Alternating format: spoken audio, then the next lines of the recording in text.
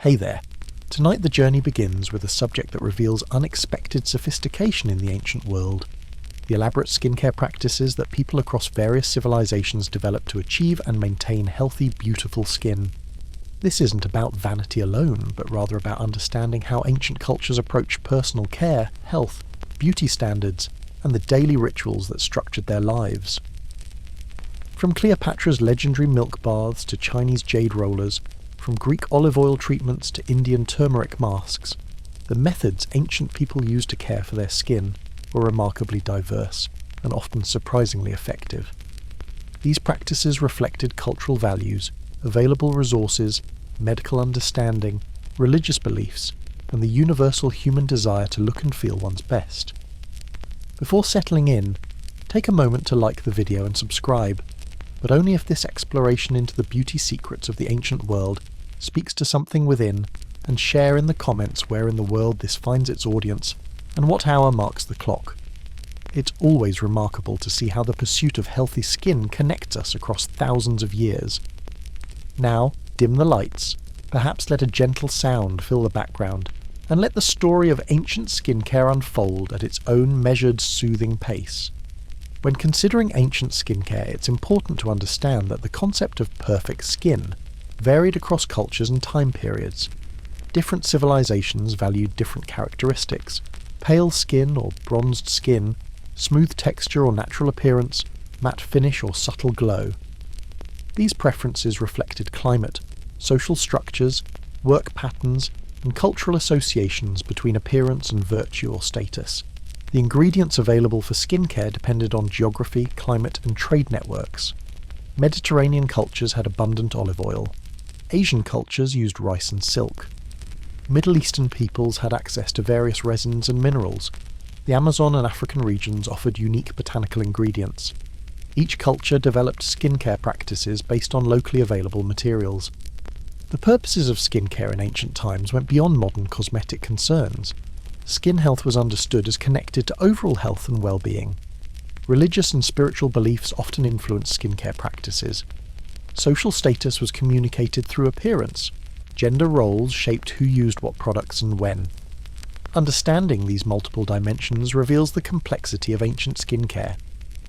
The knowledge about ancient skincare comes from various sources: archaeological discoveries of cosmetic containers and ingredients, ancient medical and cosmetic texts, artistic depictions showing people with particular skin appearances, and the continuation of traditional practices into modern times. These sources combine to create pictures of how different ancient peoples approached skincare. The effectiveness of ancient skincare methods varied. Some practices were genuinely beneficial, using ingredients with real therapeutic properties that modern science can validate. Others were neutral, neither helping nor harming. Some were actively harmful, using toxic substances or abrasive methods that damaged skin even as users believed they were improving it. The social dimensions of skincare were significant throughout the ancient world. Access to elaborate skincare routines and expensive ingredients marked social status. The leisure time required for extended beauty routines was itself a luxury. Slaves and servants performed skincare services for wealthy people, creating industries around personal care and beauty maintenance. Gender-shaped skincare practices in all ancient cultures, though the specifics varied. In some societies, extensive skincare was primarily associated with women, while men's routines were simpler. In others, both genders used elaborate skincare with different products or methods. The gendered nature of skincare reflected broader cultural attitudes about masculinity, femininity, and appropriate behaviour for each gender. The story tonight moves through various ancient civilizations, examining their skincare philosophies, daily routines, special treatments, key ingredients, and what these practices reveal about their cultures. The journey explores Egyptian sophistication, Greek and Roman bath culture, Chinese refinement, Indian Ayurvedic approaches, Mesopotamian innovations, and many other traditions. Along the way, it reveals both the timeless aspects of human self-care and the fascinating variations across cultures. Ancient Egypt developed perhaps the most sophisticated and well-documented skincare traditions of the ancient world. The combination of Egypt's climate, the importance placed on personal appearance, and the availability of diverse ingredients created a culture where skincare was both art and science. The Egyptian climate profoundly influenced skincare needs and practices. The intense desert sun, the dry air, and the ever-present dust and sand created specific challenges for maintaining healthy skin. Egyptians needed protection from sun exposure, moisture to counter dryness, and methods for removing the grit that constantly accumulated on skin. Cleanliness was fundamental to Egyptian culture and closely connected to religious concepts of purity. Regular bathing was essential for both hygiene and ritual purposes. Egyptians bathed frequently, using water from the Nile supplemented with various cleansing agents that helped remove dirt and oils while leaving skin clean and refreshed. The soap-like substances Egyptians used were made from various alkaline materials. Natron, a naturally occurring mineral salt found in dried lake beds, was a primary cleansing agent. When mixed with water and oils, natron created a cleansing paste that removed dirt effectively. Other cleansing agents included various plant-based materials that produced lather when agitated with water. After cleansing, moisturizing was essential in Egypt's dry climate. The primary moisturizer was oil, not the heavy petroleum-based oils of modern times, but plant-derived oils that absorbed into skin and provided both moisture and protection. These oils prevented water loss from skin, creating a barrier against the desiccating effects of the desert environment. The most important oil in Egyptian skincare was moringa oil, pressed from the seeds of the moringa tree.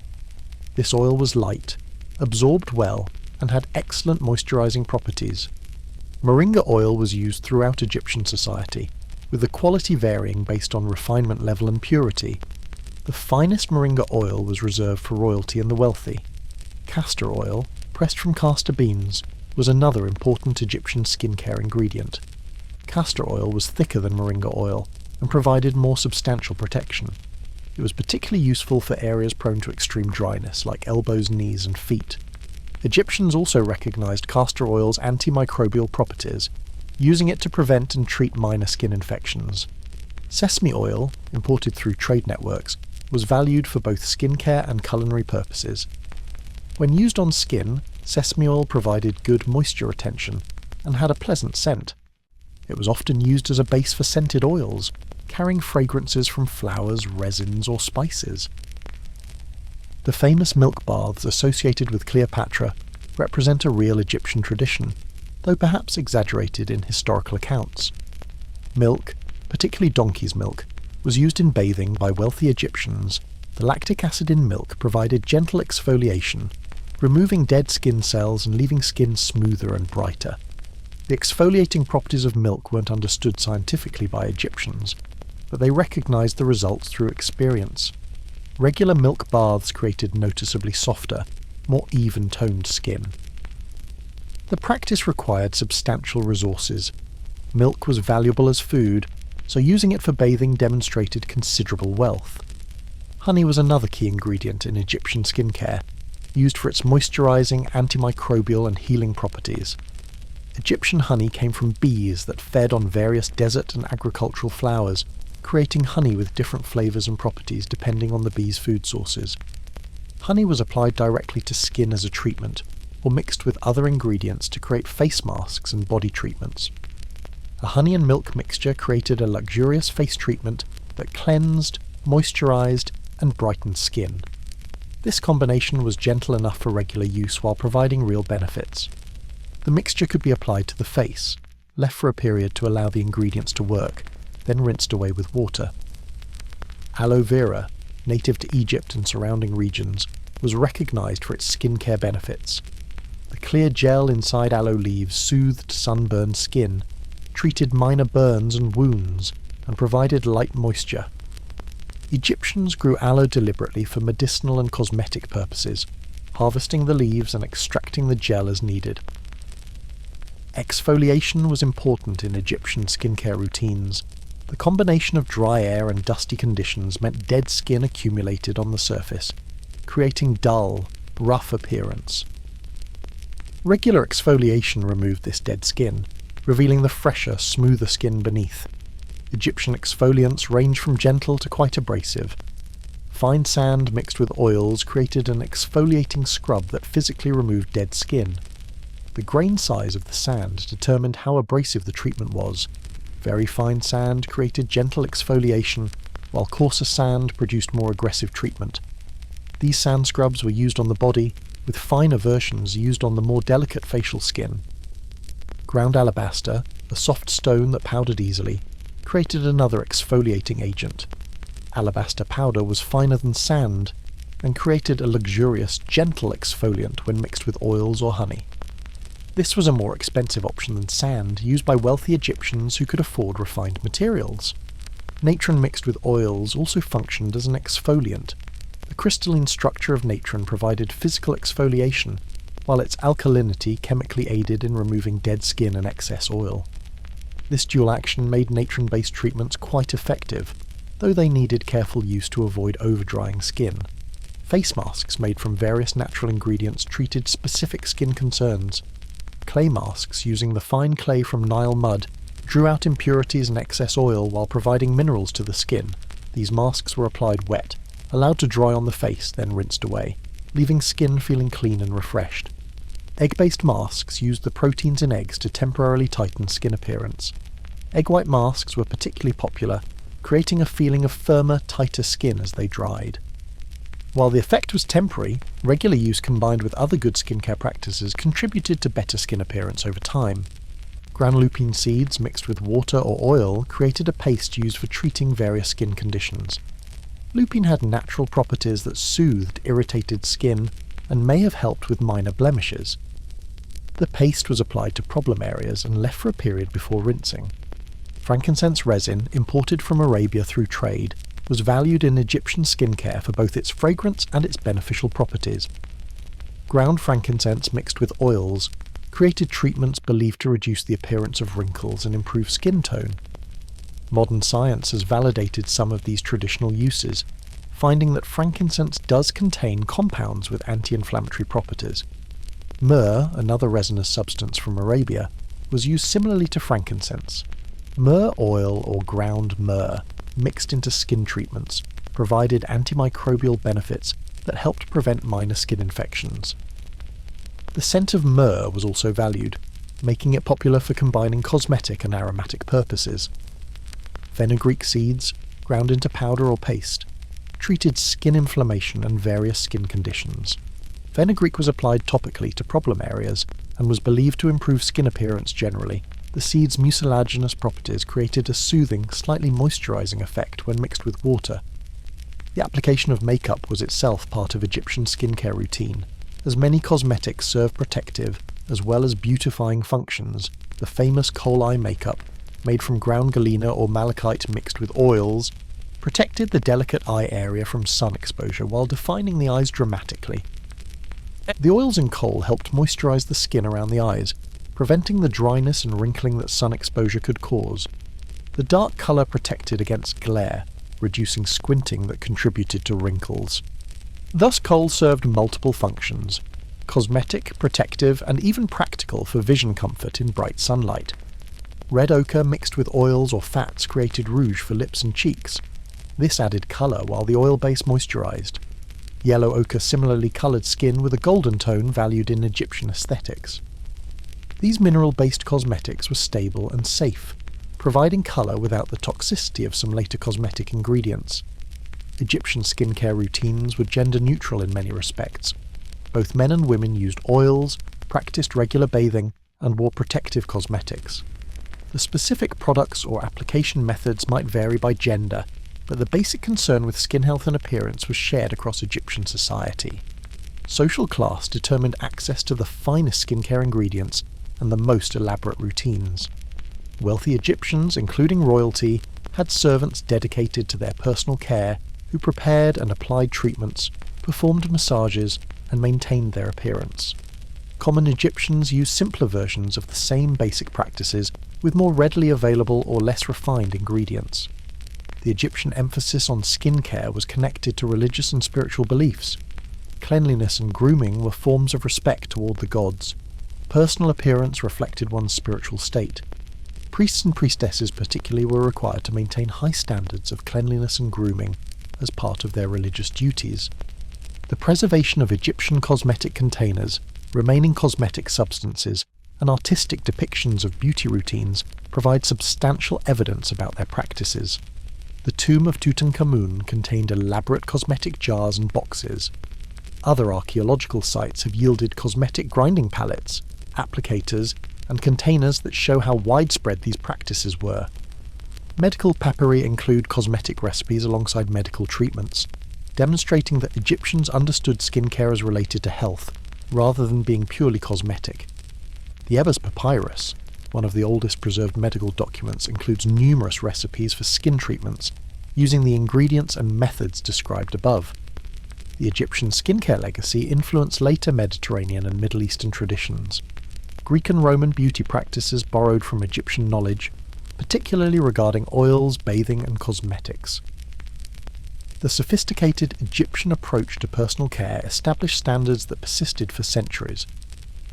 Ancient Greek and Roman civilizations developed elaborate skincare traditions centered around bathing culture, olive oil, and the social nature of personal grooming.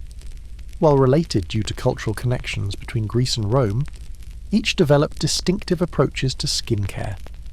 Greek attitudes toward the body emphasized health, fitness, and natural beauty. The Greek philosophical tradition that valued balance and moderation extended to personal care. Excessive concern with appearance was viewed with some suspicion, yet maintaining healthy skin through proper hygiene and basic care was expected of respectable citizens.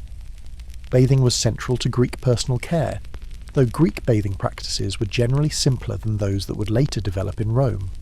Greeks bathed regularly in water of varying temperatures, using public and private bath facilities.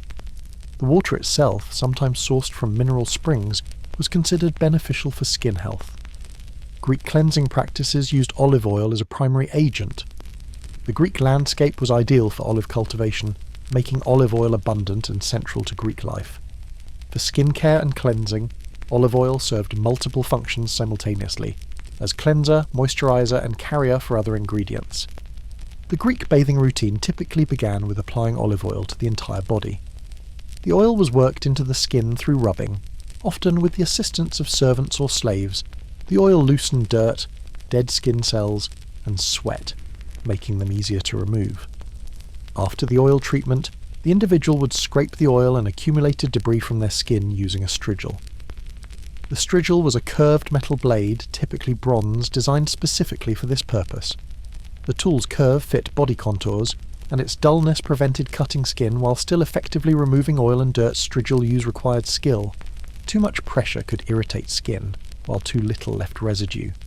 Skilled slaves performed strigil treatments for wealthy Greeks, while others used strigils themselves. After strigil scraping, the individual would typically rinse with water, wash with additional water, and might apply fresh oil for moisture. This process effectively cleansed skin while maintaining its moisture balance, avoiding the dryness that harsh cleansing could cause.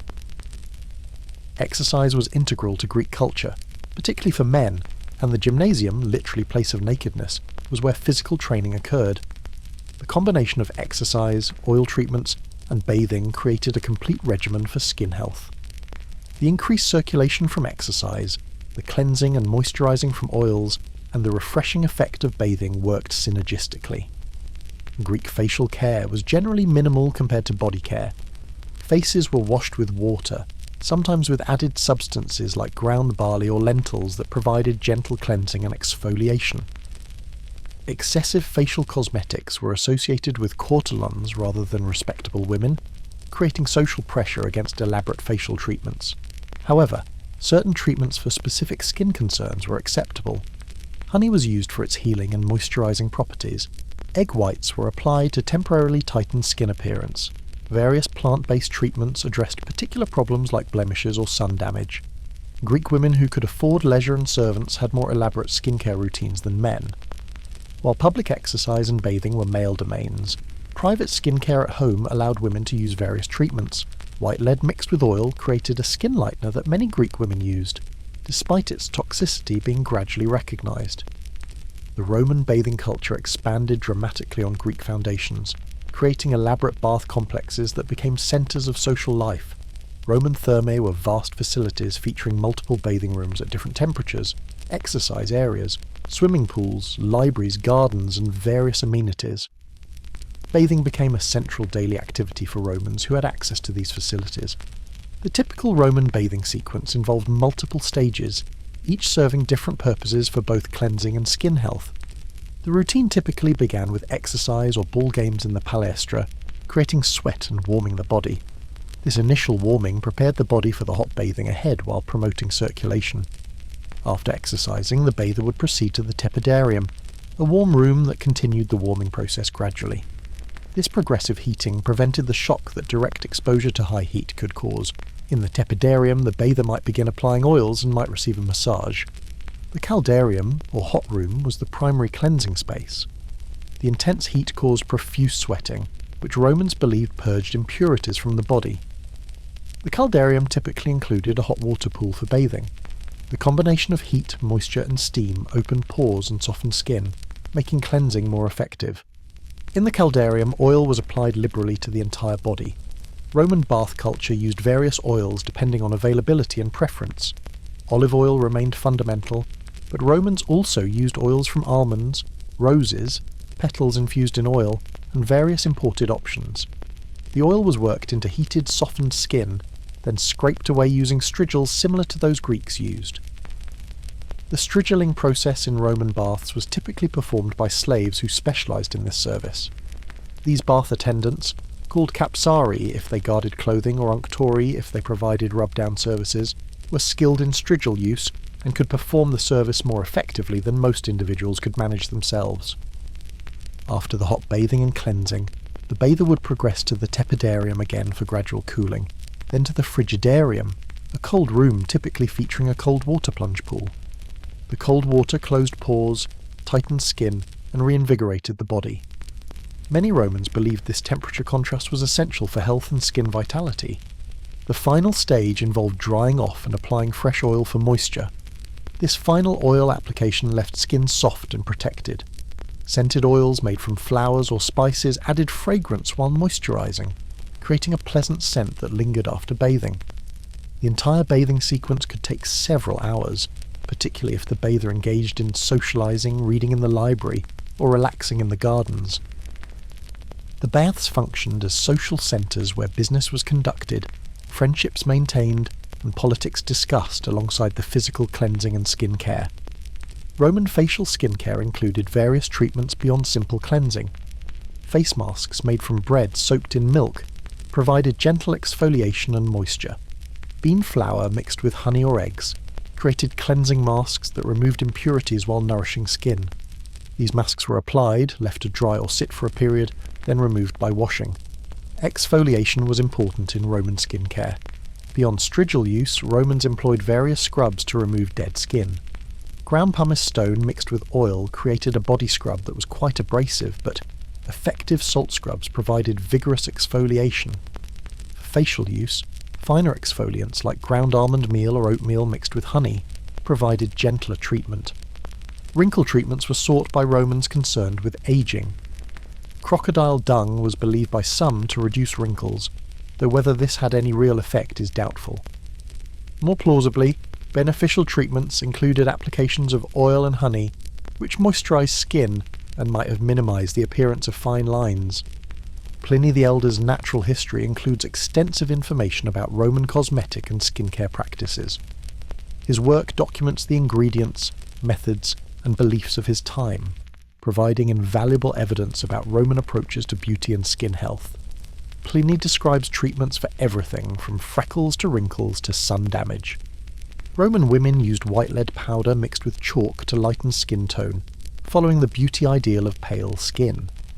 This dangerous practice caused lead poisoning over time, yet the association between pale skin and leisure, implying wealth, made skin lightening popular despite its risks. Some Romans recognized lead's dangers and sought alternatives, but the practice persisted. Red ochre or crushed mulberries created blush for cheeks and tint for lips. These provided colour while being relatively safe compared to lead-based products.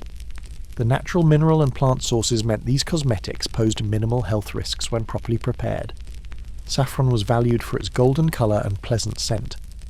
Mixed with oil or ointment bases, saffron created a luxurious skincare product that added subtle colour, while moisturising saffron's expense meant it was available mainly to the wealthy. making it a status symbol as well as a cosmetic. Roman men's skincare was generally simpler than women's, but still existed. Men used the public baths, received oil treatments and strigil scrapings, and moisturised their skin. Roman military culture valued fitness and health, which included maintaining skin health through proper bathing and basic care. Beards went in and out of fashion during Roman history, affecting men's facial skincare needs. When clean-shaven faces were fashionable, men needed to deal with shaving's effects on facial skin. Olive oil or other oils soothed skin after shaving.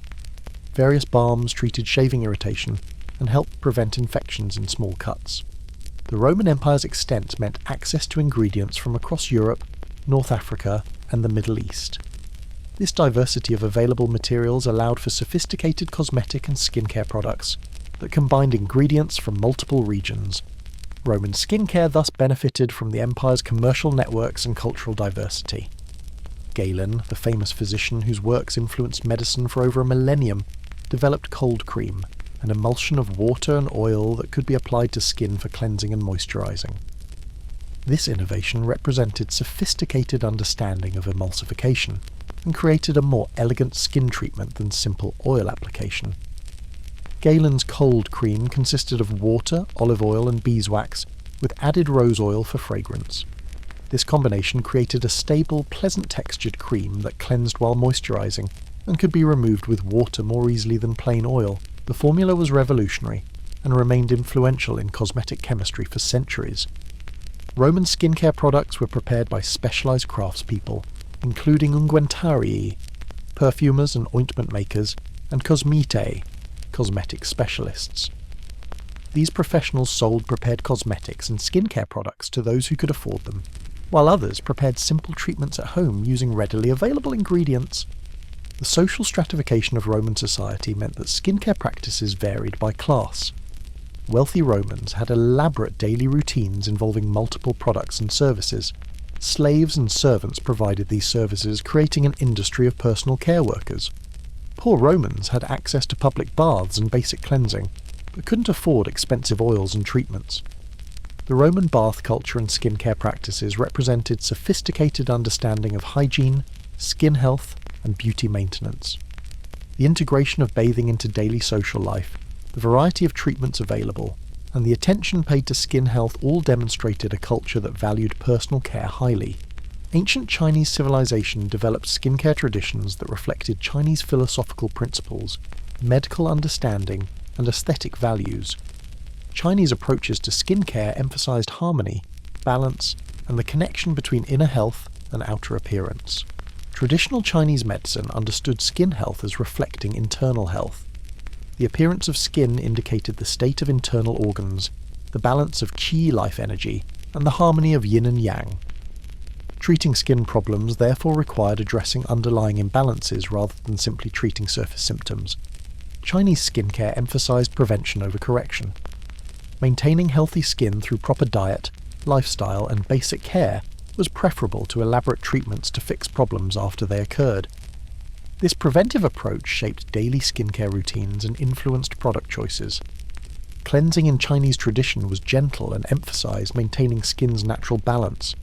Harsh cleansing that stripped away all oils was avoided as it disrupted the skin's protective barrier. Instead, gentle cleansers removed dirt and excess oil while preserving skin's natural moisture. Rice was central to Chinese skincare, used in multiple forms for various purposes.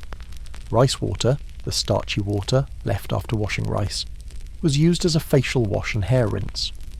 The water contained vitamins, minerals, and amino acids from the rice that benefited skin. Its gentle nature made it suitable for daily use.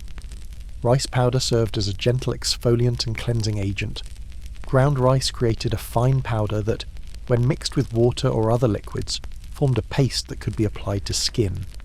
The fine grains provided gentle physical exfoliation, while absorbing oils without stripping skin completely. Rice flour mixed with water, honey, or oils created face masks that brightened, softened, and refined skin appearance.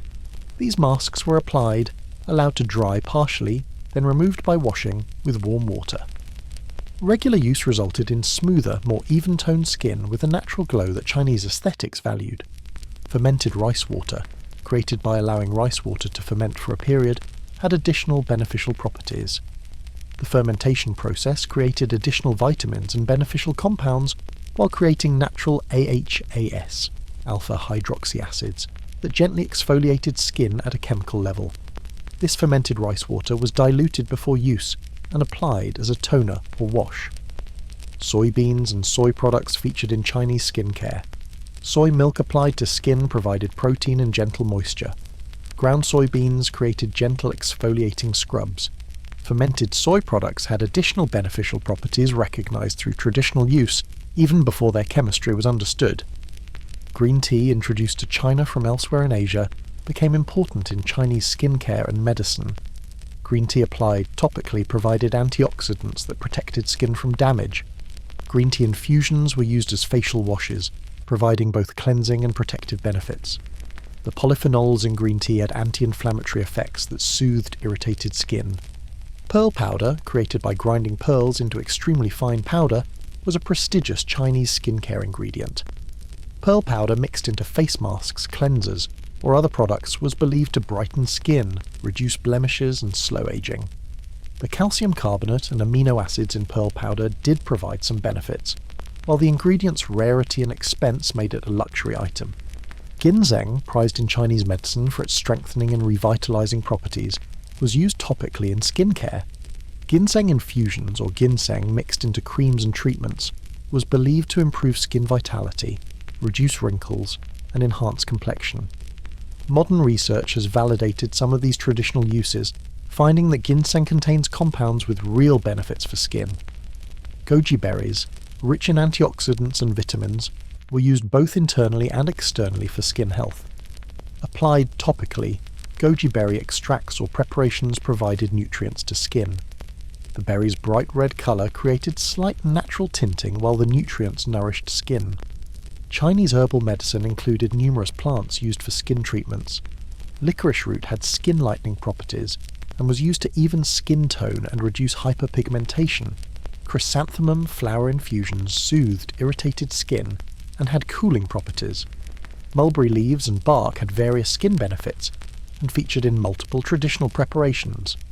Oils used in Chinese skincare included camellia oil, pressed from the seeds of the camellia plant related to tea.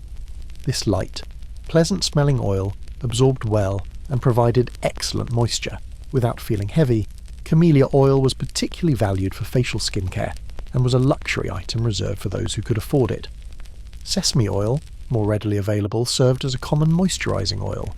Its nutty scent was pleasant, and its moisturizing properties were good, making it useful for daily skin and hair care. Sesame oil also had medicinal uses in TCM, which saw no strict division between therapeutic and cosmetic applications. Jade, the precious stone highly valued in Chinese culture, had skincare applications through jade rollers and gua sha tools. Jade rollers were smooth jade cylinders attached to handles, used to massage the face-rolling jade over facial skin, stimulated circulation, reduced puffiness, and felt cooling and soothing. The practice was believed to enhance facial contours and maintain youthful appearance. Gua sha tools, made from jade or other smooth stones, were used to scrape skin in specific patterns. This technique, part of traditional Chinese medicine, was believed to release stagnant qi, improve circulation, and enhance skin health. The scraping stimulated blood flow to the skin, which did provide some benefits including increased radiance and reduced puffiness. The cooling properties of jade were valued in hot weather. Jade naturally stays cool to the touch, making jade tools particularly pleasant to use on skin. Some wealthy Chinese kept jade tools in cool places before use to enhance this cooling effect, using them as soothing treatments for heated or inflamed skin. Chinese face mapping, connecting facial zones to internal organs, influenced skincare approaches. Blemishes or discoloration in particular facial areas indicated problems with corresponding organs. Treatment therefore addressed the suspected organ imbalance through diet, herbal medicine, or lifestyle changes rather than simply treating the visible skin issue. Chinese beauty ideals valued pale, smooth skin with a subtle natural glow. The desired appearance was one of refinement and health, rather than obvious makeup or dramatic features. Skincare aimed to achieve this natural perfection through patient, consistent care rather than quick cosmetic fixes. The emphasis on natural ingredients in Chinese skincare reflected Taoist principles about harmony with nature. Products made from plants, minerals, and other natural sources were preferred over synthetic or heavily processed alternatives. This preference continues to influence Chinese skincare philosophy into modern times. Daily Chinese skincare routines emphasized consistency and gentleness. Morning routines typically included gentle cleansing with rice water or mild herbal washes, followed by light moisturizing evening routines, repeated cleansing, and might include more intensive treatments like masks or massage with jade tools. Seasonal changes influenced Chinese skincare routines. Summer care emphasized cooling ingredients and light textures. Winter care focused on protection and richer moisturizing. This seasonal adaptation reflected the Chinese understanding of living in harmony with natural cycles. Social class influenced access to elaborate skincare and expensive ingredients. Imperial family members and wealthy elites used pearl powder, jade tools, rare herbs, and had servants dedicated to their personal care. Common people used simpler versions of basic practices with readily available ingredients like rice, tea, and soy. Chinese medicine texts included extensive cosmetic and skincare information, alongside medical treatments. The Huangdi Neijing, Yellow Emperor's Inner Canon, one of the foundational TCM texts, discussed skin health in context of overall wellness. Later texts provided specific cosmetic recipes and treatments. Chinese skincare practices influenced other Asian cultures, particularly in Korea and Japan, which adapted Chinese principles while developing their own distinctive traditions. The spread of Chinese beauty culture through cultural exchange and trade meant that many East Asian skincare practices share common roots in Chinese traditions. The preservation of Chinese medical texts, continuing traditional practices, and archaeological evidence from tombs all contribute to modern understanding of ancient Chinese skincare cosmetic implements. Containers of cosmetic substances and artistic depictions show that skincare was important throughout Chinese history. The philosophical foundations of Chinese skincare, emphasizing balance, harmony, and the connection between inner and outer health, created approaches that were holistic and preventive.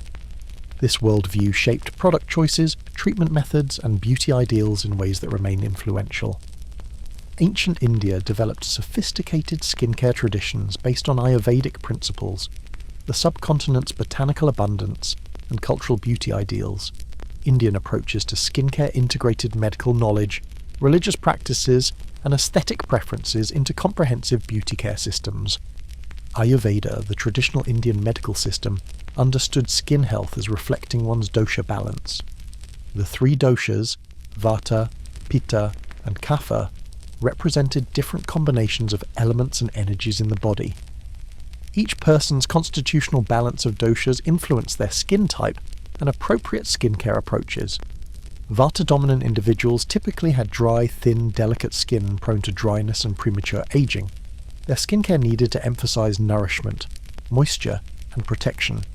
Vata-balancing ingredients included warming, moisturizing, and grounding substances like sesame oil, almond oil, and rich, sweet-smelling herbs. Pitta-dominant individuals typically had sensitive skin prone to inflammation, redness, and sun sensitivity. Their skincare needed cooling, soothing ingredients that calmed inflammation and protected from heat. Pitta-balancing ingredients included coconut oil, sandalwood, rose, and other cooling, anti-inflammatory substances. Kapha-dominant individuals typically had thick, oily skin prone to enlarged pores and sluggishness. Their skincare needed stimulating, clarifying ingredients that balanced oil production without completely stripping natural oils. Kapha-balancing ingredients included lighter oils, astringent herbs, and warming spices. This personalized approach meant that Ayurvedic skincare wasn't one-size-fits-all, but rather adapted to individual constitutions and needs. The same ingredient might be recommended for one person, but avoided by another based on their dosha balance and current imbalances. Turmeric was perhaps the most important ingredient in Indian skincare, used for thousands of years for its multiple benefits. Turmeric's bright yellow colour comes from curcumin, a compound with powerful anti-inflammatory and antioxidant properties. Applied topically, turmeric brightened skin, reduced inflammation, treated acne, and improved overall skin health. Turmeric paste, made by mixing turmeric powder with water, milk, honey or yogurt, was applied as a face mask. The paste was left on skin for periods ranging from a few minutes to over an hour, Then washed away regular use resulted in more even skin tone, reduced blemishes, and a natural healthy glow. Bridal skincare in India traditionally included extensive turmeric treatments in the days or weeks before the wedding. The bride would receive daily turmeric paste applications to achieve the luminous skin considered essential for the wedding day. This tradition, called the Haldi ceremony, continues in many Indian communities today. Sandalwood, obtained from the aromatic wood of sandalwood trees, was precious in Indian skincare and religious practices. Ground sandalwood mixed with water, rose water, or milk created a cooling, fragrant paste applied to skin. Sandalwood's antimicrobial, anti-inflammatory properties made it excellent for treating acne and inflammation, while its fragrance created a luxurious experience. Sandalwood paste left on skin absorbed heat and had a cooling effect valued in India's often hot climate. The paste dried to a comfortable finish, then was washed away, leaving skin feeling refreshed and soft. Sandalwood was expensive due to the slow growth of sandalwood trees, making it a luxury ingredient used by those who could afford it. Neem, a tree native to India, provided multiple skincare benefits. Neem leaves, bark, and oil all had strong antimicrobial properties. Neem paste or neem oil applied to skin-treated acne, prevented infections, and helped heal wounds. The strong bitter smell of neem was less pleasant than sandalwood, but its effectiveness made it valuable despite the scent. Neem leaves boiled in water created an infusion used for washing skin, particularly for treating skin conditions or preventing infections. This neem water was used as a face wash, or added to bathing water. The antimicrobial properties protected skin while the practice of boiling ensured the water was safe to use. Chickpea flour, besan, was a staple Indian skincare ingredient, used as a gentle cleanser and exfoliant. Mixed with water, yogurt, milk, or other liquids, chickpea flour formed a paste that could be applied to skin. The fine particles gently exfoliated while the flour's natural saponins created mild cleansing action. Chickpea flour mixed with turmeric, yogurt, and sandalwood created a comprehensive face mask called ubtan, used throughout India for daily cleansing and special treatments. Ubtan was applied to face and body, allowed to dry partially, then removed by rubbing in circular motions that enhanced exfoliation, followed by washing with water. Ubtan variations existed throughout India, with different families and regions having preferred recipes. Some added rose water for additional soothing and fragrance. Others included ground almonds for extra exfoliation and nourishment. The base of chickpea flour, turmeric, and yogurt or milk remained consistent. Rose was valued in Indian skincare for its fragrance and beneficial properties. Rose water, created by distilling rose petals, was used as a facial toner, eye treatment, and ingredient in other skincare preparations. Rose water's gentle astringent properties balanced skin pH, tightened pores, and refreshed skin without being harsh. Rose petals ground into paste provided gentle exfoliation while imparting their beneficial compounds to skin. Rose oil, though expensive to produce, was used in luxury skincare preparations. The cooling properties of rose made it particularly suitable for Pitta-type individuals or anyone with inflamed or irritated skin. Coconut oil was abundant in coastal and southern India and featured prominently in regional skincare. Light and easily absorbed, coconut oil moisturized without feeling heavy. Its natural antimicrobial properties protected skin while its pleasant scent made it attractive for personal care use. Coconut oil was used for hair care as well as skin care, often applied to both hair and body before bathing. The oil protected hair from damage while moisturizing scalp and skin.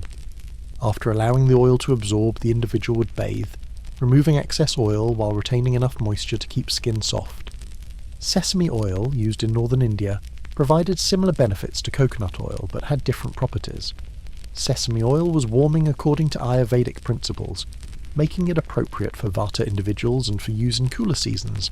Daily oil massage with sesame oil was recommended for maintaining skin health and balancing Vata. Almond oil and almond-based treatments utilized almonds that grew in northern India and were imported through trade. Almond oil was light, absorbed well, and provided excellent moisturizing ground. Almonds added to face masks provided gentle exfoliation, along with vitamin E and other nutrients. Milk and milk products featured extensively in Indian skincare. Milk provided lactic acid for gentle exfoliation, proteins for nourishment, and fats for moisture. Yogurt offered the same benefits with the addition of probiotics from fermentation. Milk was used plain or as a base for mixing other ingredients. Milk baths, similar to those famous in Egypt, were practiced in India by those who could afford them. The baths softened and brightened skin while the lactic acid gently exfoliated. Cleopatra's fame for milk baths may have derived partly from Egyptian-Indian trade connections that shared beauty practices between the civilizations. Honey's moisturizing, antimicrobial and healing properties made it valuable in Indian skincare as in many other cultures. Indian varieties of honey, from bees feeding on different flowers, had slightly different properties and fragrances. Honey was used alone or mixed with other ingredients in various face masks and treatments. Fuller's earth, a type of clay found in India, drew out impurities and excess oil from skin. Fuller's earth masks were applied to face and body, allowed to dry, then washed away.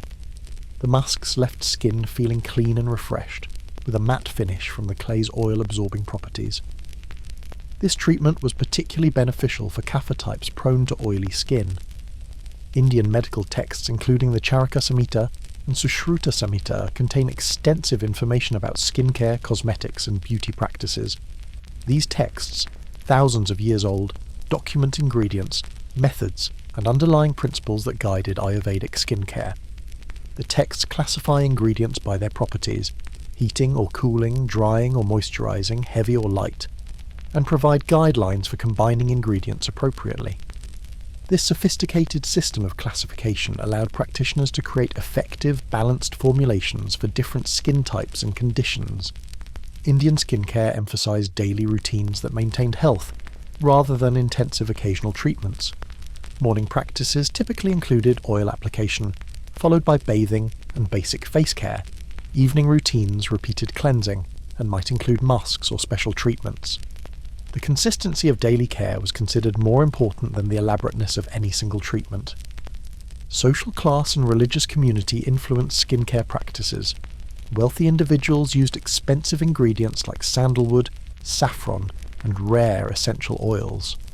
Religious practices, including ritual bathing and grooming, shaped daily routines.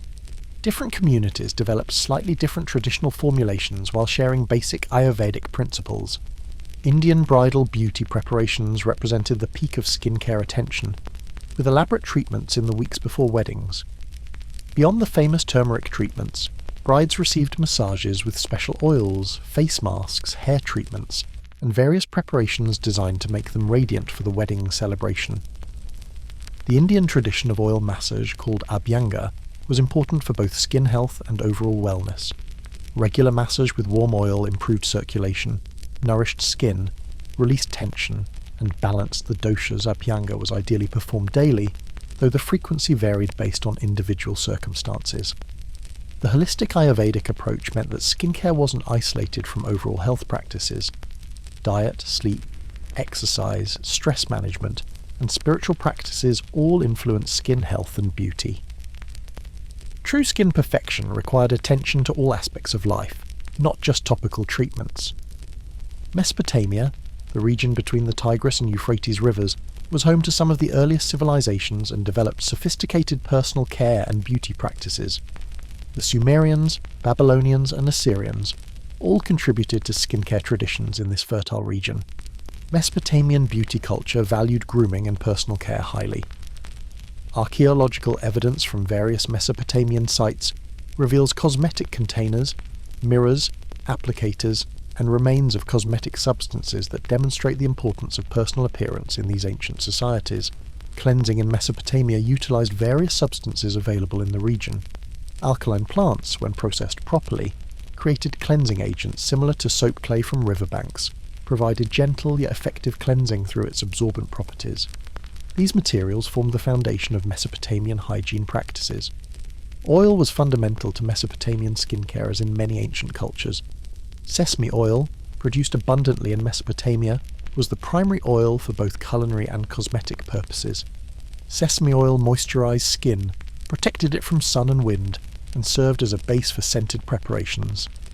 The hot, often dusty Mesopotamian climate created skincare challenges similar to those in Egypt.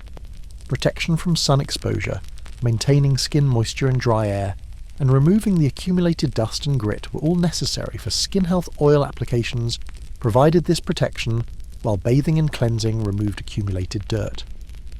Mesopotamians were skilled perfumers, creating scented oils and balms that served both cosmetic and religious purposes. Flowers, resins, woods, and spices were processed to extract their fragrances, which were then incorporated into oil bases. These scented products were applied to skin after bathing. The Epic of Gilgamesh, one of the oldest known literary works, includes descriptions of grooming and personal care that reveal Mesopotamian practices. The text describes washing, anointing with oil, and dressing in fine garments as transformations that mark a return to civilization from a wild state. Archaeological excavations at Mesopotamian sites have uncovered cosmetic palettes used for grinding and mixing cosmetic ingredients, similar to those found in Egypt. These palettes, along with pestles and containers, show that Mesopotamians prepared cosmetics at home using raw ingredients. The royal cemetery at Ur, excavated in the 1920s, contained elaborate cosmetic implements among the grave goods. These included shells used as cosmetic containers, applicators made from various materials, and the remains of substances used for personal care. The inclusion of these items in graves demonstrates their importance to Mesopotamian culture. Mesopotamian medical texts written on clay tablets include recipes for various preparations used to treat skin conditions. These texts, written in cuneiform script, document traditional remedies that have been passed down through generations of practitioners.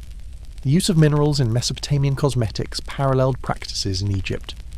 Coal made from ground minerals was used around the eyes for both cosmetic and protective purposes. The dark colour highlighted the eyes while reducing glare from bright sunlight. Face powders made from ground minerals provided coloured coverage for skin. Red ochre created rouge for cheeks and lips, adding colour that enhanced appearance according to Mesopotamian beauty standards. Yellow ochre provided golden tones valued in certain contexts. Mesopotamian women, particularly those of wealthy classes, had access to mirrors, cosmetic tools, and various preparations for personal care. Servants prepared and applied treatments, styled hair, and maintained their mistresses' appearances according to fashion and social expectations. Men's grooming in Mesopotamia included careful attention to beards, which were significant cultural markers. Beard care involved cleaning, oiling, perfuming, and sometimes curling or styling the beard in elaborate fashions. The beard represented masculinity, dignity, and social status. Mesopotamian rulers are depicted in art with carefully groomed, elaborately curled beards, showing that male appearance mattered significantly in this culture. The time and skill required to achieve these beard styles indicated high status and access to skilled servants. Bathing in Mesopotamia occurred in both rivers and constructed bathing facilities. Archaeological evidence reveals drainage systems and what appear to be bathing areas in Mesopotamian cities, showing that sanitation and bathing infrastructure was developed early in these civilizations. The importance of cleanliness in Mesopotamian religion influenced personal care practices. Priests and priestesses were required to maintain high standards of cleanliness and grooming ritual bathing before religious ceremonies was expected, making bathing both a practical hygienic necessity and a spiritual practice. Trade networks connecting Mesopotamia to other regions provided access to imported ingredients. Frankincense and myrrh from Arabia, cedar from Lebanon, various spices from further east, all became available to wealthy Mesopotamians through trade. These exotic ingredients enhanced the sophistication of Mesopotamian cosmetics and skincare. The influence of Mesopotamian practices on surrounding regions was significant. As one of the earliest centres of civilization, Mesopotamian innovations in various fields, including personal care, influenced later cultures. Some Mesopotamian cosmetic practices may have been adopted by Egyptians, Persians, and other neighbouring peoples. Cuneiform texts from Mesopotamia that survive provide valuable information about daily life, including personal care practices. These texts, along with archaeological evidence and artistic depictions, allow reconstruction of Mesopotamian skincare traditions despite the considerable time that has passed since these civilizations flourished. The ancient Hebrews and Persians developed skincare traditions that reflected their religious beliefs, cultural values, and available resources. Both cultures emphasize cleanliness for religious reasons while also valuing beauty and personal grooming. Hebrew skincare practices were influenced strongly by religious laws regarding purity and cleanliness. Regular bathing was required for ritual purity after various events, creating a culture that emphasized cleanliness as both physical and spiritual practice. The mikveh, a ritual bath used in Jewish tradition, required complete immersion in water. While primarily spiritual in purpose, regular immersion bathing had practical benefits for skin health. The combination of religious obligation and practical hygiene benefit reinforced the importance of bathing. Olive oil was abundant in the land of ancient Israel and was central to Hebrew skincare and religious practices. Oil was used for anointing in religious rituals, but also for daily personal care. After bathing, applying oil to skin was standard practice, providing moisture and protection in the Mediterranean climate. Perfumed oils held special significance in Hebrew culture, mentioned frequently in biblical texts. The holy anointing oil described in the Book of Exodus included myrrh, cinnamon, cassia, and calamus mixed with olive oil. While this specific mixture was reserved for sacred purposes, similar scented oils were used for personal care. The Song of Solomon, a biblical text celebrating love and beauty, includes numerous references to cosmetics, perfumes, and beauty practices. Myrrh, frankincense, aloes, saffron, and various other substances are mentioned, revealing the ingredients valued in ancient Hebrew beauty culture. Henna, obtained from plants growing in the region, was used for colouring hair, skin, and nails. Henna paste applied to skin created temporary reddish-brown designs. Beyond decoration, henna had cooling properties and antimicrobial benefits, making it practically useful in hot climates. Jewish medical knowledge, eventually codified in texts like the Talmud, included information about skincare and personal hygiene. These texts emphasized cleanliness and provided practical guidance about maintaining health, including skin health, through proper hygiene practices. The emphasis on modesty in religious Jewish culture influenced beauty practices. Married women in particular were expected to dress and present themselves modestly, which shaped how and when elaborate beauty practices were appropriate. Private preparation and public restraint characterized the approach. Persian culture, particularly during the Achaemenid and Sasanian empires, developed elaborate skincare traditions that reflected Persian wealth, sophistication, and aesthetic values. Persian beauty culture influenced and was influenced by neighbouring civilizations including Mesopotamia, Egypt, and eventually Greece and Rome. The Persian emphasis on beauty and refinement extended to all aspects of court life. Personal appearance mattered greatly in Persian society, with well-groomed individuals demonstrating proper respect for themselves, their companions, and their sovereign. Persian gardens, famous for their beauty and careful design, provided many skincare ingredients. Roses, prized in Persian culture, were processed into rose water, and rose oil used extensively in skincare. Persian roses were famous throughout the ancient world, and Persian rose water was an export product. Rose water production in Persia was sophisticated, using distillation techniques to capture the essence of roses in water. This rose water was sprinkled on skin, used as a facial toner, mixed with other ingredients in cosmetic preparations, and valued for both its fragrance and its beneficial properties.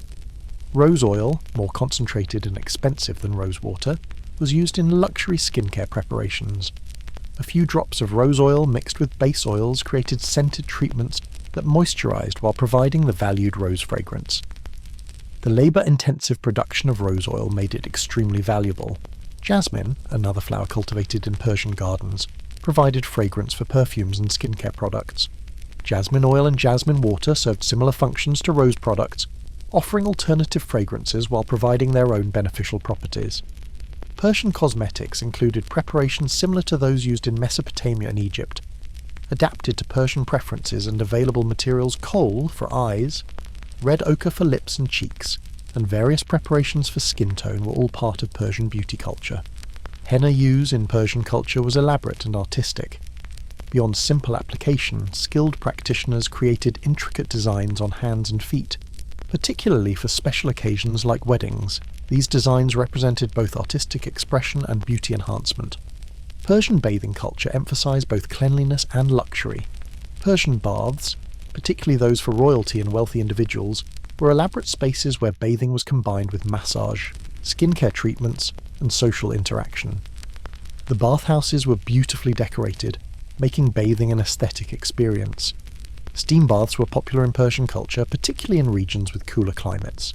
The steam opened pores, cleansed deeply, and provided a relaxing therapeutic experience. After steam bathing, various treatments including oil massage, exfoliation, and cool water washing completed the routine. Persian massage traditions included the use of scented oils applied with specific techniques, believed to promote health and beauty. These massages enhanced circulation, released tension, and left skin glowing from increased blood flow. The Persian royal courts maintained elaborate beauty regimens for rulers and their households. Servants specialised in various aspects of personal care: hairdressing, cosmetics application, massage, bathing attendance, creating a sophisticated system of beauty services. Persian influence on neighbouring and later cultures was substantial. When Alexander the Great conquered the Persian Empire, Greek culture absorbed Persian practices including beauty and skincare traditions. Later, Persian traditions influenced Islamic cultures that succeeded the pre-Islamic Persian empires. The Sasanian period of Persian history saw particularly elaborate development of court culture, including beauty practices. Sasanian queens and noblewomen were noted for their beauty, and the sophistication of their grooming and presentation. The court beauty standards influenced practices throughout the empire. Persian medical texts included skincare information within broader medical knowledge. Persian physicians like Avicenna, writing in later periods, documented traditional practices alongside newer knowledge, preserving information about historical Persian skincare. Throughout ancient cultures, skincare practices often had strong gender dimensions, with different expectations, methods, and ingredients considered appropriate for women versus men.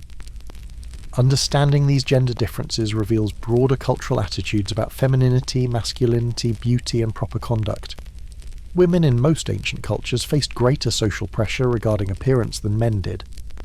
Physical beauty was more central to women's social value, creating stronger incentives for elaborate skincare routines. The time and resources devoted to women's skincare far exceeded what men typically invested. The ideal of feminine beauty in many ancient cultures included pale, unblemished skin. This preference reflected social class distinctions. Pale skin suggested indoor leisure rather than outdoor labour, marking high social status. Women pursued various treatments to achieve and maintain this valued paleness. Skin lightening practices were common across multiple ancient cultures, despite their often serious health risks. White lead mixed with oils or powders created effective skin lighteners used in Egypt, Greece, Rome, China, and other civilizations. The toxicity of lead was gradually recognised, but the practice continued due to the value placed on pale skin. Alternative skin lightening methods using plant-based ingredients were safer, though often less dramatically effective. Rice water, ground rice, certain plant extracts and other natural ingredients gradually brightened skin through regular use. These gentler methods were preferred by those aware of lead's dangers, or unable to afford lead-based products. Women's face masks in ancient cultures often addressed multiple concerns simultaneously: cleansing, exfoliating, moisturizing, and treating specific issues. The multifunctional nature of masks made them efficient ways to care for skin comprehensively with single applications.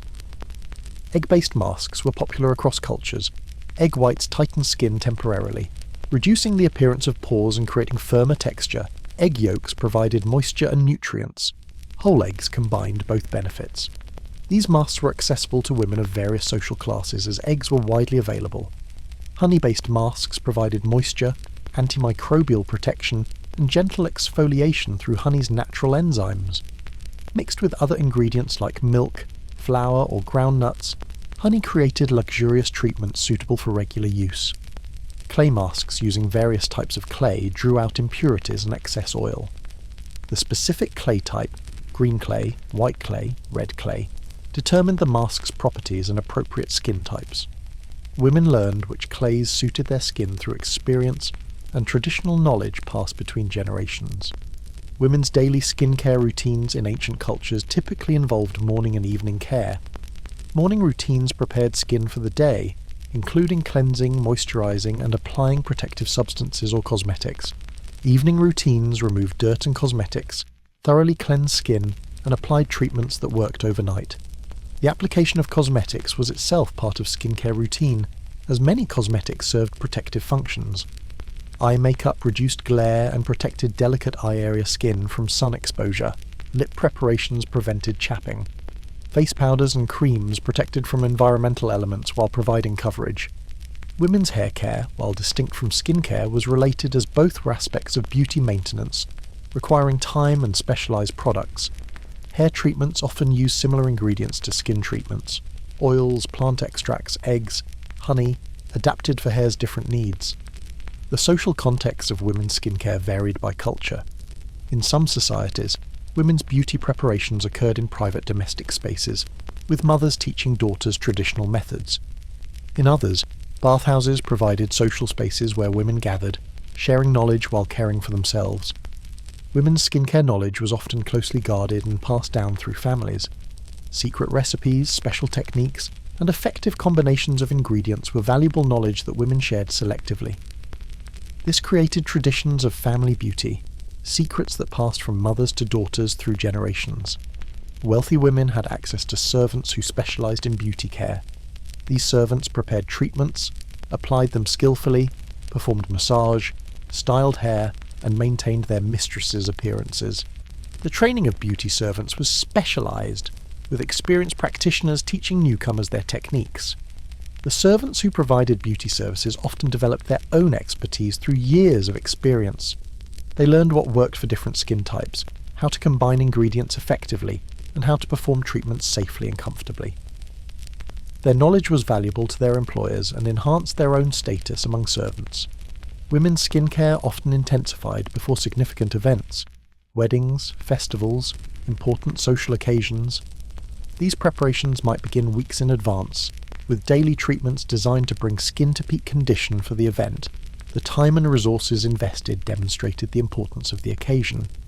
Bridal beauty preparations were particularly elaborate in many cultures.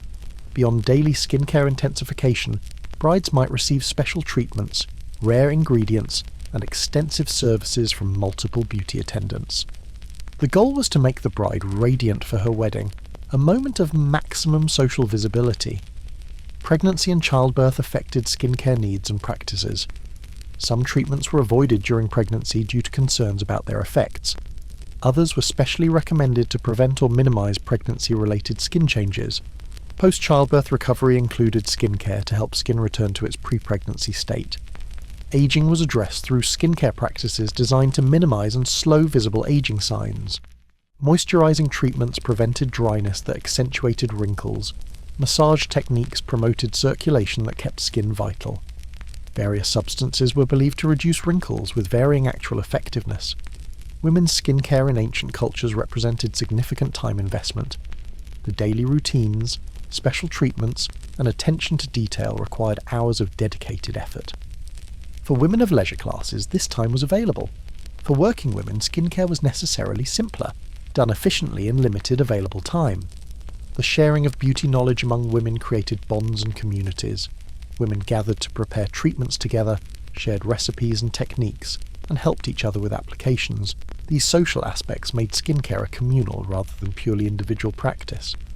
Women's beauty practices faced criticism from moralists in various ancient cultures. Excessive attention to appearance was sometimes viewed as vanity or frivolity. Some religious or philosophical traditions advocated simpler, more natural approaches. These criticisms created tensions between social pressure to maintain appearance and religious, philosophical ideals of simplicity. Despite criticisms, women's skincare remained important throughout ancient cultures. The social reality that women's appearance affected their prospects for marriage, for social status, for opportunities, meant that practical incentives outweighed philosophical objections for most women. While ancient men's skincare was generally less elaborate than women's, it existed and mattered in most ancient cultures. Men's approaches to skin health reflected masculine ideals, practical needs related to male activities, and varying cultural attitudes about male beauty and grooming. Men's skincare in ancient Greece emphasized cleanliness and health, rather than cosmetic enhancement.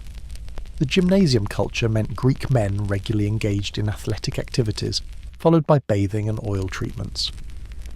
This routine maintained skin health while avoiding cosmetic elaboration that might seem unmasculine. The strigil and oil routine followed after Greek athletic activities effectively cleansed and moisturised skin. The social nature of gymnasium and bath attendance meant these skincare practices occurred communally, creating masculine spaces where personal care was acceptable and expected. Greek men generally avoided elaborate cosmetics, though some attention to appearance was acceptable. Sun protection was practical rather than cosmetic. Oil protected skin from sun exposure during outdoor activities. Basic grooming maintained cleanliness and presentability, without crossing into what Greeks considered excessive concern with appearance. Roman men's skincare expanded on Greek foundations with the elaborate bath culture Romans developed. Roman men spent considerable time at public baths, engaging in the sequence of temperature rooms, oil treatments, and strigil scraping that left skin clean and healthy. Roman men's attitudes toward cosmetics and elaborate grooming varied by period and individual. During some periods, relatively simple care was masculine ideal. Other periods saw some Roman men adopting more elaborate grooming, including hair curling, perfumed oils, and even subtle cosmetics. Beard care was important for men in many ancient cultures. Bearded cultures required men to clean, oil, and groom facial hair regularly. Beard styles varied by culture and period. Some favoured long beards, others shorter styles.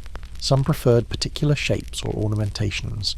The beard oil applications that moisturised facial hair also benefited the underlying skin, preventing dryness and irritation. Scented beard oils provided fragrance while conditioning. Combing and brushing beards stimulated skin and distributed oils evenly. Shaving, in cultures and periods where clean-shaven faces were fashionable, created specific skincare needs. Ancient shaving, performed without modern shaving creams or safety razors, often irritated skin oil or other lubricants helped razors glide more smoothly, while aftershave treatments soothed irritated skin and prevented infections. Roman barbers provided shaving services using bronze or iron razors that required skill to wield safely. The barbershop was a social space where men gathered, and receiving professional shaving was normal for those who could afford it.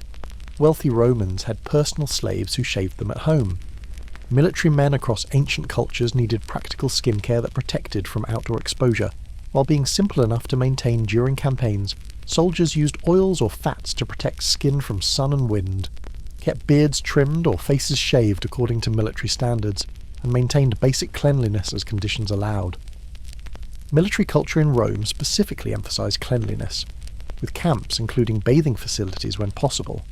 Roman soldiers maintained grooming standards that demonstrated military discipline and distinguished them from barbarians who Romans stereotyped as unkempt.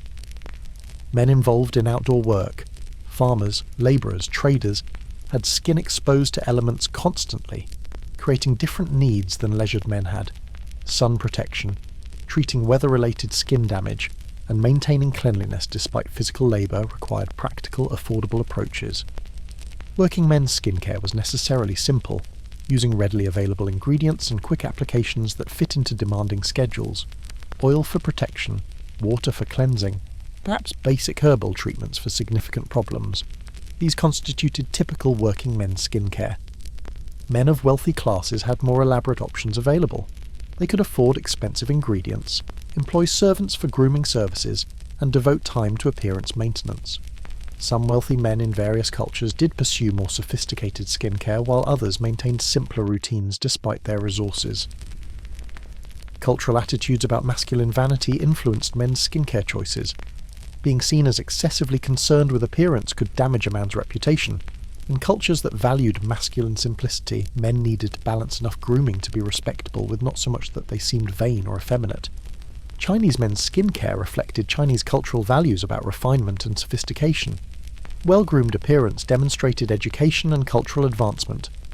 Men of scholar classes particularly were expected to maintain appearance that reflected their cultural status. Indian men's skincare followed Ayurvedic principles similar to women's, but adapted to masculine needs and cultural expectations. Daily oil massage, herbal cleansers, and basic treatments maintained skin health without elaborate cosmetic application. Persian men, particularly in court contexts, maintained sophisticated grooming including elaborate beard care, perfumed oils, and attention to appearance that demonstrated refinement and cultural sophistication. Persian masculine ideals included beauty alongside strength and capability. Religious roles in many cultures required specific grooming standards for male priests and religious figures.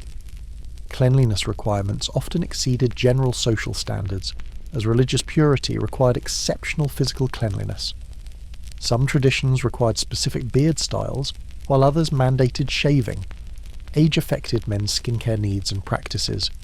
Young men might require treatments for acne or other youth-related skin issues.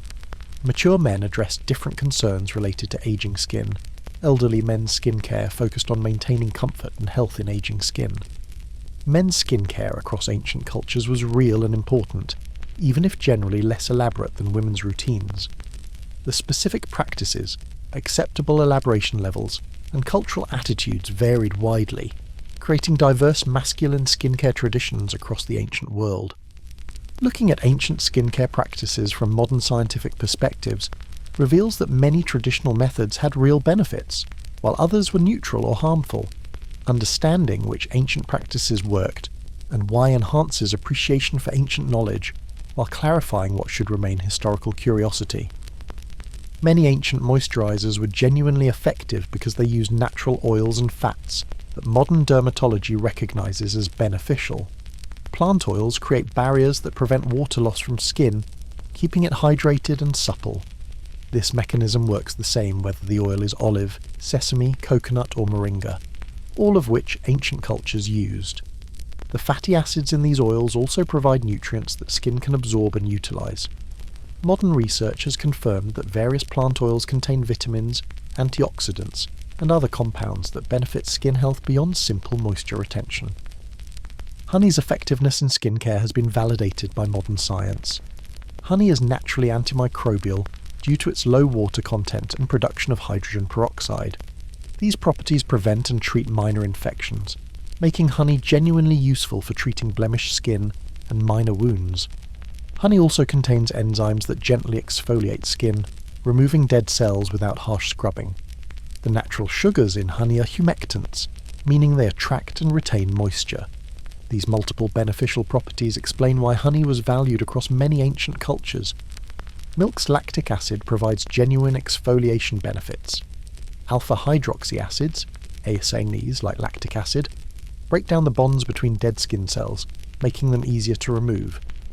This chemical exfoliation is gentler and potentially more effective than purely physical exfoliation, explaining why milk baths and milk-based treatments actually worked. The proteins in milk provide some nourishment to skin, though the benefits of topical protein application are limited compared to protein consumed in diet. Still, milk treatments did provide real benefits, validating the traditional practices that used them. Aloe vera's effectiveness is supported by substantial modern research. Aloe gel contains numerous compounds that soothe irritated skin, reduce inflammation, provide antimicrobial protection, and help heal minor wounds. Ancient use of aloe for these purposes was therefore based on real effects that users could observe. Turmeric's benefits come primarily from curcumin, a compound with powerful anti-inflammatory and antioxidant properties. Modern research confirms that topical curcumin application can reduce inflammation, fight free radicals, and improve various skin conditions. The traditional Indian use of turmeric for skin health was scientifically sound. Green tea's polyphenols, particularly EGCG, epigallocatechin gallate, are powerful antioxidants that protect skin from damage. Topical application of green tea does deliver these beneficial compounds to skin. Ancient Asian use of green tea in skincare anticipated modern scientific findings about its benefits. Clay mask's effectiveness comes from clay's ability to absorb excess oil and draw out impurities from pores. Different clays have different absorbent capacities and mineral contents, explaining why ancient cultures distinguish between clay types and use them for different purposes. Exfoliation using finely ground materials, sand, rice, ground seeds, does physically remove dead skin cells when used with appropriate pressure and frequency. The effectiveness depends on the particle size and the gentleness of application. Ancient cultures that developed appropriately gentle exfoliants were using sound methods. Oil massage benefits include improved circulation, which brings nutrients to skin and removes waste products more efficiently.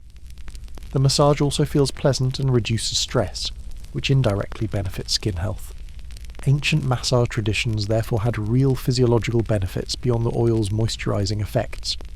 Rose water's mild astringent properties do help balance skin pH and tighten pores temporarily.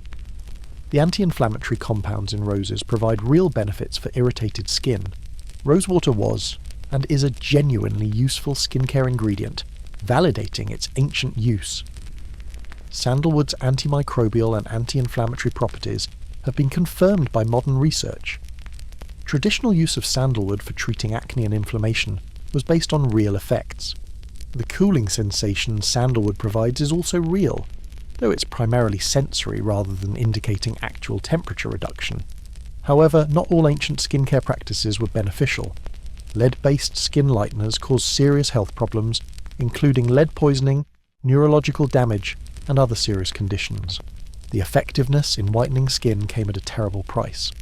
This practice represents well-intentioned but harmful ancient skincare. Toxic ingredients weren't limited to lead.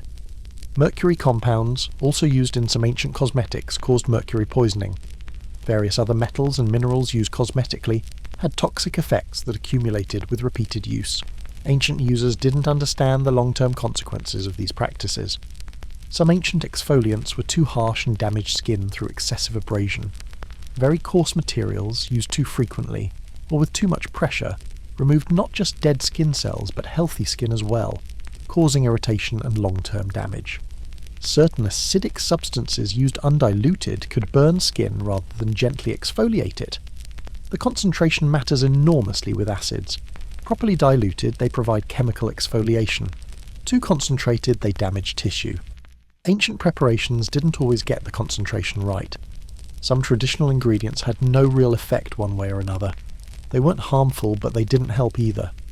These neutral ingredients might have been included based on symbolic significance, pleasant scent, or mistaken attribution of effects from other components in mixtures.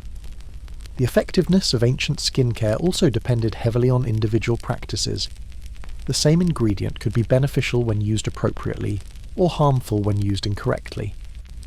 Frequency of application, concentration, combination with other ingredients, and individual skin sensitivity all affected outcomes. Modern understanding of skin biology explains why some ancient practices worked. Skin is a living organ with multiple layers serving various functions. The outermost layer, the stratum corneum, consists of dead cells that need regular removal. The living layers beneath require moisture, nutrients, and protection from damage. Ancient skincare practices that supported these natural skin functions and needs were beneficial. Practices that disrupted skin's natural processes or introduced toxic substances were harmful, regardless of users' good intentions. The persistence of many traditional skincare practices into modern times often reflects their genuine effectiveness. Traditional methods that survive across centuries typically do so because they work, at least to some degree. Modern science validates many traditional practices while properly rejecting harmful ones. Ancient skincare practices continue to influence modern beauty culture in numerous ways. Many traditional ingredients have been incorporated into commercial skincare products. Some ancient techniques remain current practice. The holistic approaches of traditional medicine systems influence contemporary wellness-focused skincare. Modern skincare products frequently feature ancient ingredients validated by contemporary research. Honey, aloe, green tea, turmeric, rose water, various plant oils, all these ancient favourites appear in modern formulations connecting contemporary practice to ancient traditions. The incorporation of these ingredients reflects recognition that ancient peoples identified genuinely beneficial substances through careful observation and experimentation. While ancient users couldn't explain scientifically why certain ingredients worked, they accurately identified real effects through empirical experience. Modern facial rollers, particularly jade rollers and rose quartz rollers, revive ancient Chinese practices. The contemporary popularity of these tools demonstrates renewed appreciation for traditional methods. The cooling, circulation-enhancing and potentially lymphatic drainage benefits that rollers provide made them valuable in ancient times, and make them valued now. Gua sha has similarly experienced revival in modern skincare practice. This traditional Chinese technique using smooth stone tools to scrape skin in specific patterns has been adapted for facial use. Modern practitioners and users report benefits similar to those ancient Chinese medicine attributed to the practice. Ayurvedic skincare has gained significant popularity in Western countries, with Ayurvedic principles and ingredients increasingly incorporated into mainstream beauty culture. The personalized, constitution-based approach appeals to modern consumers seeking individualized skincare rather than one-size-fits-all products. Traditional ingredients like turmeric, neem, and sandalwood have entered global skincare markets, often marketed with reference to their ancient use. The exotic appeal of these ingredients combines with their real benefits to create products that honor traditional wisdom while meeting modern standards. The Korean and Japanese beauty industries have particularly embraced and refined traditional East Asian skincare practices. The elaborate multi-step Korean skincare routines reflect traditional emphasis on layering different products for cumulative benefit. Rice-based products remain central in these Asian beauty traditions, as they were in ancient times.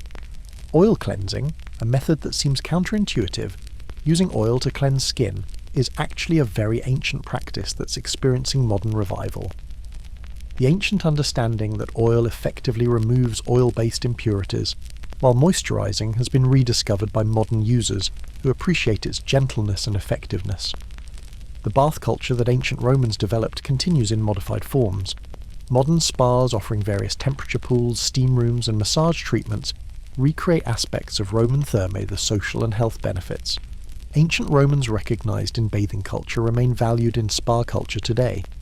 Natural and organic skincare movements often look to traditional practices for inspiration and validation. The appeal of ancient wisdom helps market products as more authentic or trustworthy than purely synthetic modern formulations.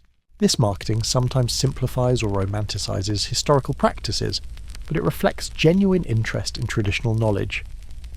DIY skincare enthusiasts frequently explore ancient recipes and methods, making at-home treatments using traditional ingredients. The accessibility of these ingredients and the appeal of knowing exactly what's in one's skincare products drive interest in traditional preparations. However, modern adoption of ancient practices should be informed by scientific understanding of what actually works and what might be harmful. Not everything traditional is beneficial. Critical evaluation based on both traditional wisdom and modern science creates optimal approaches. Modern dermatology has identified why certain traditional practices were beneficial while explaining why others were harmful. This knowledge allows selective adoption of effective traditional methods while avoiding dangerous ones. Modern formulations can improve on traditional recipes by optimizing concentrations, ensuring purity, and combining traditional ingredients with modern understanding. The holistic approach of traditional systems like Ayurveda and traditional Chinese medicine, which connects skin health to overall well-being, increasingly influences modern skincare philosophy.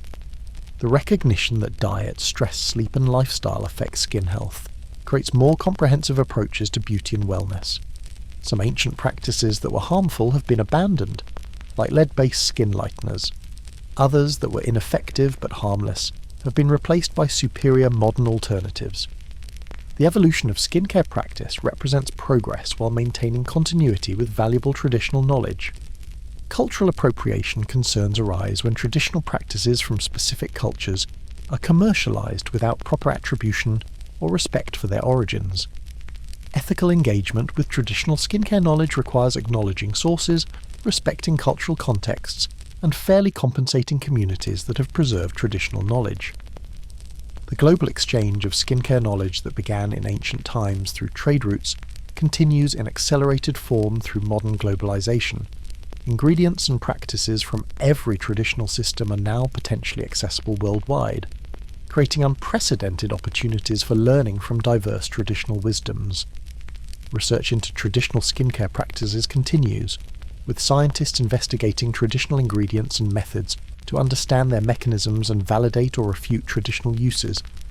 This research sometimes reveals compounds and effects that modern science hadn't previously identified, demonstrating that traditional knowledge can still inform scientific discovery. The synthesis of traditional wisdom and modern science creates optimal approaches that honor effective ancient practices while incorporating contemporary understanding and technology. This balanced approach respects the past while serving present needs.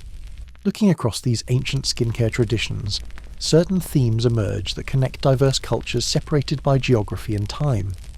The universal human desire to maintain healthy, attractive skin manifested in remarkably varied yet fundamentally similar ways. Climate and environment consistently shaped skincare needs and available solutions. Desert peoples needed protection from sun and dry air. Those in humid regions dealt with different challenges. Available plants, minerals, and other resources determined what ingredients cultures could use. These environmental factors created distinctive regional traditions. Yet despite diversity, commonalities appear across cultures. Nearly every tradition used oils for moisturizing. Most employed some form of exfoliation. Cleansing was universal, though methods varied. Treating specific skin problems with plant-based remedies occurred everywhere. These commonalities reflect universal human skin needs that transcend cultural differences. Social status consistently influenced access to elaborate skincare and expensive ingredients throughout ancient world. The wealthy had time, resources and servants to maintain sophisticated routines, while common people made do with simpler, more affordable approaches. Skincare thus reflected and reinforced social hierarchies. Gender significantly shaped skincare practices in all cultures, though specific gender roles varied. Women generally faced greater pressure regarding appearance, and pursued more elaborate skincare. Men's practices range from minimal to sophisticated, depending on cultural attitudes about masculine grooming. The gendered nature of skincare reflected broader cultural gender norms. Religious and spiritual beliefs influenced skincare in many cultures. Cleanliness was often connected to religious purity. Some ingredients or practices had ritual significance. The connection between physical care and spiritual state meant skincare transcended purely cosmetic concerns. The sophistication of ancient skincare knowledge deserves recognition. Ancient peoples identified genuinely beneficial ingredients and methods through careful observation and experimentation. Their empirical approach to developing effective skincare anticipated modern scientific method in some respects. Some ancient practices were remarkably advanced and effective. The Egyptian use of milk for exfoliation, the Chinese use of green tea as antioxidant, the Indian use of turmeric as anti-inflammatory, all these represent real knowledge that modern science has validated. Other practices were harmful, particularly the use of toxic metals in cosmetics. The persistence of these harmful practices despite their effects demonstrates both the strong social pressures regarding appearance and the limited understanding of cumulative toxic effects. Many traditional practices fell somewhere between clearly beneficial and clearly harmful. Not harmful, but not particularly effective either, or effective for some people but not others, or beneficial when used correctly, but problematic when used excessively. The transmission of skincare knowledge through families, communities, and eventually written texts preserved valuable information across generations.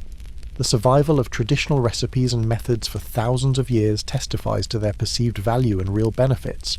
Trade and cultural exchange spread skincare innovations beyond their places of origin.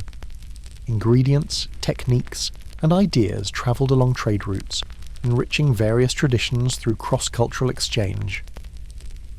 The interconnectedness of ancient world meant skincare traditions influenced each other. The importance of skincare in ancient cultures reflected attitudes about body, beauty, health, social status, gender, and cultural identity. Skincare was never just about appearance, but was embedded in broader cultural systems of meaning and value. Modern connection to ancient skincare practices through continued use of traditional ingredients, revival of ancient techniques, and respect for traditional knowledge systems demonstrates the enduring relevance of ancient wisdom. The past still speaks to the present through these beauty traditions. The night deepens. The journey through ancient skincare comes to a gentle close. But the connection remains, from ancient Egyptian palaces to Chinese imperial courts, from Greek gymnasiums to Indian Ayurvedic clinics, from Roman baths to Persian gardens, the human desire for healthy, beautiful skin persists. May this understanding bring appreciation for human creativity in addressing universal needs through culturally specific means, for the empirical knowledge ancient peoples developed through careful observation, for the sophistication of traditional beauty systems that anticipated modern dermatological understanding. May it bring recognition that beauty and self-care are ancient human concerns, not modern inventions, that the desire to look and feel one's best connects us across vast expanses of time and cultural difference. that ancient wisdom still has relevance in contemporary life. May it bring respect for traditional knowledge while maintaining critical evaluation based on modern understanding, selective adoption of effective ancient practices while avoiding harmful ones, synthesis of traditional wisdom and contemporary science for optimal results. And may it bring comfort in knowing that the universal human desire for healthy skin has inspired creativity, experimentation, and knowledge development for thousands of years, creating rich traditions that honour both the practical need for skin health and the aesthetic appreciation of beauty that enriches human experience. Good night, and may rest come gently, perhaps with dreams of ancient gardens where roses bloom for beauty's sake, of cool marble bathhouses where oils and water refresh, of careful hands mixing honey and herbs, of the timeless human practice of caring for oneself with available natural gifts, connecting past to present through the simple, universal act of nurturing skin.